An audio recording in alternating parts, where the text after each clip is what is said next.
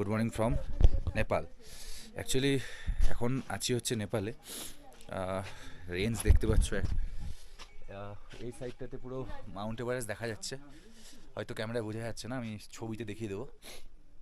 এই সাইডে পুরো মাউন্ট এভারেস্টের পিক দেখা যাচ্ছে, তার পেছনে সাইডটাতে কাঞ্চনজঙ্ঘা আছে।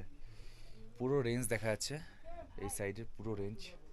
ওকে, আর এই রাস্তা দিয়ে আমাদেরকে হেঁটে হেঁটে যেতে হবে, এই রাস্তা দিয়ে হেঁটে হেঁটে হেঁটে হেঁটে ওই পাহাড়টাতে যেতে হবে। ওই পাহাড় থেকে তারপরে ওই পাহাড়তে যেতে হবে, তারপরে ওখান থেকে ডাউন হয়ে আবার ওপরে উঠতে হবে। থাং সামথিং কিছু একটা হবে, ইকো হাট। এর হোমস্টেগুলো খুব সুন্দর। হ্যাঁ, আর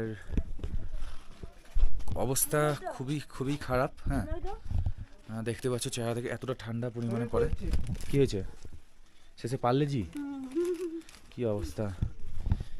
তো মৈনাক মৈনাক মৈনাক টোটাল বিলটা কত জিজ্ঞাসা কর, পেমেন্টটা করতে বিলটা।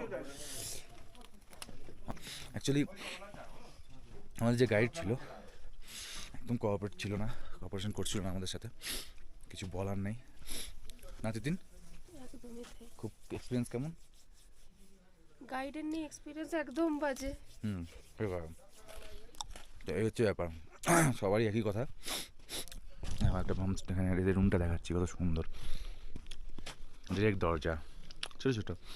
এটা নেপালে পড়ে, এখানে ইন্ডিয়ান সিম চলবে না। এখানে মানে কারোর সাথে কন্ট্যাক্ট করার জন্য ইন্টারন্যাশনাল কল করতে হবে, যেটা প্রচুর এক্সপেন্সিভ। অ্যাপ্রক্স 1 মিনিটে 20 রুপিস ওদের লাগে। তো এখন আমরা বেরোচ্ছি পায়ে হেঁটে যতটা যাওয়া যায়। আর আজকের জন্য নেপালকে বাই বাই। আর খুব ভালো জায়গাটা, এখানকার পরিবেশটা খুবই সুন্দর। আর অ্যাটলিস্ট ফালুট ট্রেকার্স হাট যে আছে ওটা অ্যাভয়েড করা উচিত। ঠিক আছে, কিচ্ছু নেই ওখানে দেখার মতো। ওখান থেকে তোমরা এখানে থাকতে পারো, ঠিক আছে? ওখানে কিচ্ছু নেই। আর ওখানকার অ্যাকোমোডেশন খুবই খারাপ, ঠিক আছে? রুম সার্ভিস তো একদম, রুমের মধ্যে এত নোংরা, নিচে বেড কাঠের উপরে, ঠিক আছে? মানে শুধু নিচে বেড লাগানো, কারেন্ট তো থাকেই না একটা, ওটা তো আলাদা ছেড়ে দাও, কারেন্টের আশা করো না।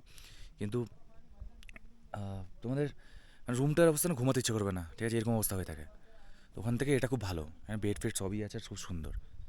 টেন্টে থাকতে পারো তোমরা, আমরা টেন্টে ছিলাম রাত্রেবেলা অবশ্য।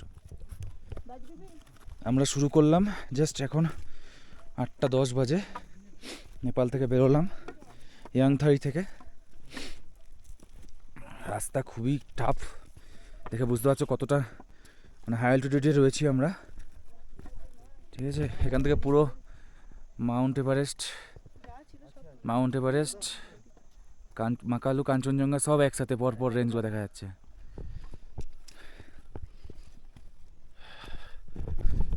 হয়তো চরম লেভেলের লাগছে, নামতে পা কাঁপছে আমার, ডান দিকে পুরো খাই।